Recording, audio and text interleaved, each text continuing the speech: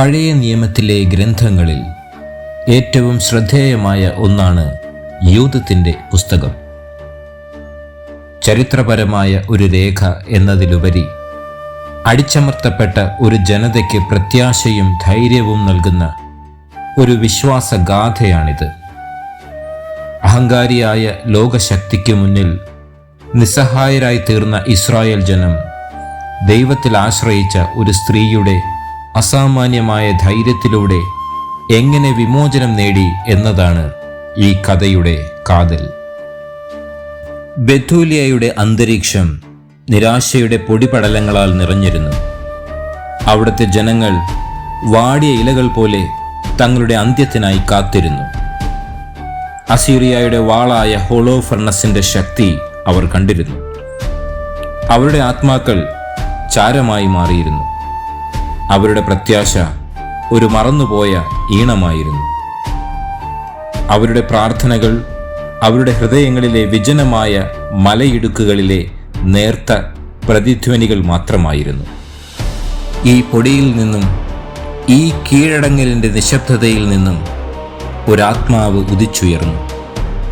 അത് കവചത്തിലായിരുന്നില്ല, നീതിയുടെ വസ്ത്രങ്ങളിലായിരുന്നു. അവളുടെ പേര് ജൂഡിത്ത് എന്നായിരുന്നു. അനുഗ്രഹീതയായ ഒരു വിധവ. അവളുടെ സൗന്ദര്യം അചഞ്ചലമായ ജ്വാല സൂക്ഷിക്കുന്ന ഒരാത്മാവിൻ്റെ ബാഹ്യ പ്രതിഫലനം മാത്രമായിരുന്നു. അവൾ തൻ്റെ ജനങ്ങളുടെ കരച്ചിൽ കേട്ടു. സഹതാപത്തിൻ്റെ ചെവികളോടെ ആയിരുന്നില്ല, മറിച്ച് തൻ്റെ കുട്ടികളെ അപകടത്തിൽ കാണുന്ന ഒരമ്മയുടെ ഹൃദയത്തോടെയായിരുന്നു. അവൾ അവരുടെ ഭയത്തെ ഒരു മിഥ്യാബോധമായി കണ്ടു. കാരണം പുരുഷന്മാരുടെ ശക്തി ഒരു ക്ഷണികമായ നിഴൽ മാത്രമാണെന്നും ദൈവത്തിൻ്റെ ശക്തി ഒരു നിത്യസൂര്യനാണെന്നും അവൾക്കറിയാമായിരുന്നു. അതിനാൽ അവൾ തൻ്റെ കോട്ടയുടെ സുരക്ഷിതത്വം ഉപേക്ഷിച്ച് സിംഹത്തിൻ്റെ ഗുഹയിലേക്ക് നടന്നു.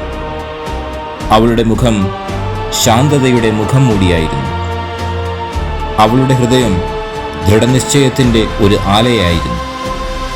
യുദ്ധത്തിൻ്റെ പുത്രനായ ഹോളോഫർണസ് അവളെ ദൈവഹിതത്തിൻ്റെ ഒരു പാത്രമായി കണ്ടില്ല, മറിച്ച് ഒരു സമ്മാനമായി, ഭക്ഷിക്കപ്പെടേണ്ട ഒരു ക്ഷണികമായ ആനന്ദമായി കണ്ടു. താൻ തൻ്റെ തന്നെ അന്ത്യത്തിനായി ഒരു വിരുന്നൊരുക്കുകയാണെന്ന് അറിയാതെ വീഞ്ഞ് മറവിയുടെ ഒരു നദി പോലെ ഒഴുകി. ഹോളോഫർണസിൻ്റെ മോഹം അവൻ്റെ വിവേകത്തെ മറച്ചു. അവനൊരു സ്ത്രീയെ മാത്രം കണ്ടു, പറിച്ചെടുക്കേണ്ട ഒരു ദുർബലമായ പുഷ്പം. എന്നാൽ ജൂഡിത്ത് തൻ്റെ നിശ്ചലതയിൽ ഒരു വലിയ ശക്തിയുടെ കൈ കണ്ടു. അവൻ്റെ ബോധം ഒരു മദ്യലഹരിയിലേക്ക് താഴ്ന്നപ്പോൾ അവൾ എഴുന്നേറ്റു. ദൃഢനിശ്ചയത്തിൻ്റെ ഒരു തൂൺ പോലെ അവൻ്റെ സ്വന്തം വാളുകൊണ്ട് അവൻ്റെ തലയുടെ സ്വേച്ഛാധിപത്യത്തിൽ നിന്ന് തൻ്റെ ജനങ്ങളെ അവൾ മോചിപ്പിച്ചു. 2 വെട്ടുകൾ കൊണ്ട് അവൾ അവരുടെ നിരാശയുടെ മൂടുപടം നീക്കി. അവൻ്റെ സ്വന്തം വാളുകൊണ്ട് അവൾ അവർക്ക് അവരുടെ രക്ഷയുടെ പാത കാണിച്ചു. അവൾ ബെഥൂലിയയിലേക്ക് മടങ്ങിയത് യുദ്ധത്തിൻ്റെ ഒരു ട്രോഫിയുമായല്ല, മറിച്ച് ദൈവകൃപയുടെ തെളിവുമായാണ്. അവൻ്റെ തല നഗരമതിലുകളിൽ ഉയർത്തിയത് ഭീകരമായ വിജയത്തിൻ്റെ ഒരു പ്രതീകമായിരുന്നില്ല, മറിച്ച് പ്രത്യാശയുടെ ഒരു വിളക്കായിരുന്നു. വിശ്വാസത്താൽ നിറയുമ്പോൾ ഏറ്റവും ദുർബലമായ പാത്രത്തിന് പോലും സ്വർഗത്തിൻ്റെ ശക്തിയാൽ നിറയാൻ കഴിയുമെന്ന് സത്യത്തിന് ഒരു സാക്ഷ്യമായിരുന്നു. അങ്ങനെ ജൂഡിത്തിൻ്റെ കഥ ഒരു ശിരച്ഛേദത്തിൻ്റെ കേവലം ഒരു ചരിത്രമല്ല, അത് മനുഷ്യൻ്റെ ആത്മാവിൻ്റെ സ്വന്തം സംശയത്തിനുമേലുള്ള വിജയത്തിന് ഒരു ഗീതമാണ്.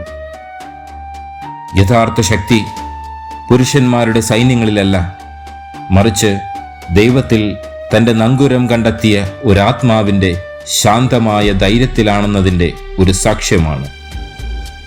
ഒരു നീതിനിഷ്ഠയായ സ്ത്രീയുടെ ഹൃദയത്തിന് 1000 കുന്തങ്ങളുടെ ശക്തിയെ മറികടക്കാൻ കഴിയുമെന്ന നിത്യസത്യമാണത്.